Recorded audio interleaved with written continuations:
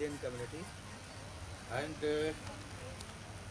she has no doubt her heart is outwardly coconut, but inwardly she has a very tenderness and affectionate atmosphere in her heart, and I hope for her uh, for her services she has got so many awards. Uh, for example, I will add that she received a award from Amritsar Golden Temple, and also from Dalai Lama, His Holiness Dalai Lama, and a uh, very significant award she received in Pune, which is the seat of Indian cinema, and I hope that her effortless endeavor will uh, will enable her to add new feathers in her hijab. Thank you.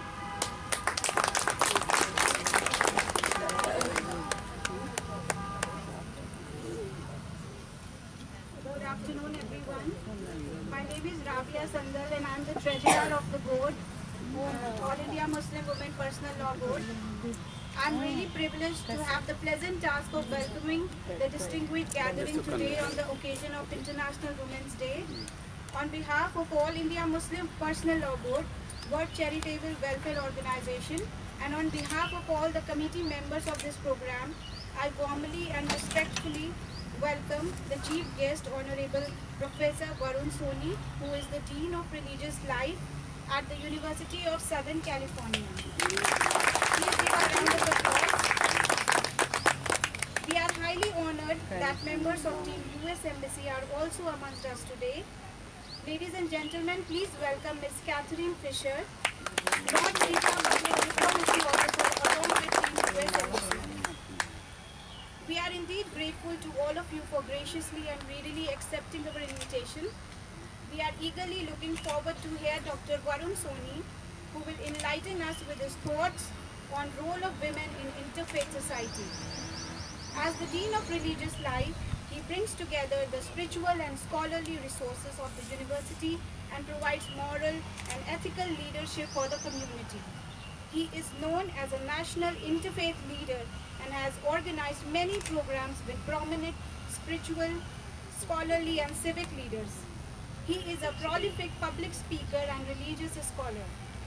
His essays and commentaries have appeared in a number of print and online publications such as CNN, Huffington Post, Washington Post, Jewish Journal, Religion Dispatches, Cross Currents and Harvard Divinity. I would also take this opportunity to give a brief introduction about Mrs. Shaista Ambar and her work. She is the president of All India Muslim Women Personal Law Board and the caretaker of Ambar Mosque and Community Center. Hailing from the family of educationists, poets and administrators, Mrs. Ambar started her journey as a social activist by helping poor patients of SGPGI hospital who could not afford to pay the bills and often end up asking help on streets. Gradually, she gathered strength and started an NGO for the same cause. In her struggle to provide judgment and fair treatment to women, she found several cases of divorces by unacceptable means, where even an SMS or a mere phone call was accepted by the religious clergies and they would nullify the marriage, thereby proving that the Muslim women were a minority within minority.